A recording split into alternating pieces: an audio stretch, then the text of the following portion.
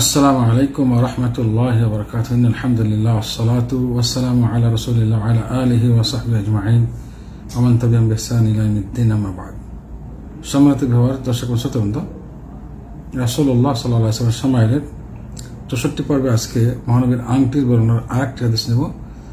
যে হাদিসে আমরা জানবো আংটিটি মহানবীর কোন ধাতুর ছিল এবং আংটিতে যে লেখা হয়েছিল মুহাম্মদুর রাসূলুল্লাহ, এই লেখা বিশিষ্ট সিল মহানবী সাল্লাল্লাহু আলাইহি ওয়াসাল্লাম কোন কোন বিদেশি রাষ্ট্রের জন্য তিনি এটা বানিয়েছিলেন, কারণ বিদেশিরা অন্য জাতিরা সিলমোহর ছাড়া চিঠি কবল করতেন এবং কি উদ্দেশ্যে এটা করেছিলেন, আংটি বানিয়েছিলেন, সেই বিষয়গুলো জানবো। আমরা সহিহ সুনান তিরমিজির 73 নম্বর হাদিস নিব, যেটা সহিহ মুসলিমের হাদিস, হাদিস নম্বর 5603। আনাস ইবনে মালিক রাদিয়াল্লাহু তাআলা আনহু বলেন, নবী সাল্লাল্লাহু আলাইহি সাল্লাম পারস্য সম্রাট, বর্তমান যেটা ইরান, পারস্য সম্রাট কিসরা, তাদেরকে বলা হতো ইরানের বাচ্চাকে, তখন পারস্যের বাচ্চাকে কিসরা বলা হতো উপাধিটা। রোমের বাচ্চা কাইসার, রোমের বাচ্চা বর্তমান ইটালি, এদের বাচ্চাদের উপাধি ছিল কাইসার এবং আবসিনিয়া, যেটা আমরা ইথিওপিয়া বলি এখন বর্তমানে, পূর্ব আফ্রিকার দেশ ইথিওপিয়া, এই আবসিনীয় বাচ্চা, তাদের উপাধি ছিল নাজ্জাশী। এই তিন বাচ্চাদের চিঠি দেওয়ার জন্য মহানবী ইচ্ছা পোষণ করলেন।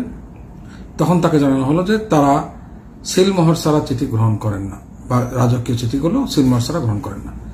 এরপর রাসূলুল্লাহ সাল্লাল্লাহু আলাইহি ওয়াসাল্লাম একটা আংটি তৈরি করেন, যার বৃত্তটি অর্থাৎ রিংটি ছিল রৌপ্যের রিং বিশিষ্ট, আর তিনি আংটিতে মোহাম্মদ রাসূলুল্লাহ অঙ্কিত করেন।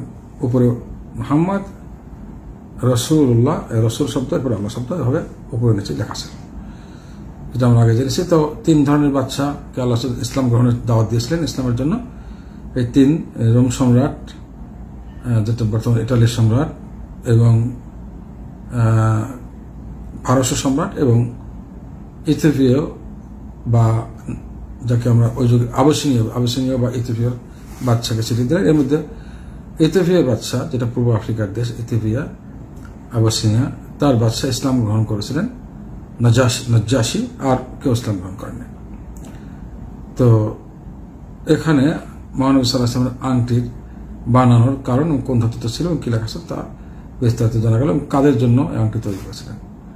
আল্লাহ তাআলা আমাদের সবাইকে মহানবীর জীবন প্রত্যেকটি বিষয় জানার তৌফিক দান করুন, এবং সেই হিসেবে আমাদের জীবনে যেগুলো বাস্তবায়ন করার নির্দেশ রয়েছে ওগুলো আমরা বাস্তবায়ন করার চেষ্টা করবো।